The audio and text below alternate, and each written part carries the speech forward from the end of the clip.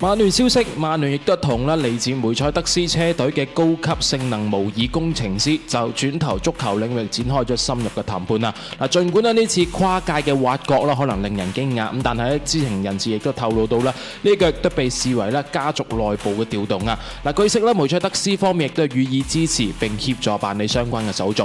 英超第32輪，曼聯客場1-4不敵紐卡素，後防多次失誤送禮。而據統計曼聯今個賽季亦都有12次嘅失誤係導致失波噶啦，亦都係所有英超球隊當中第3多嘅，只有修咸頓嘅19次同埋維拉嘅13次因失誤導致失波嘅次數要比佢哋多。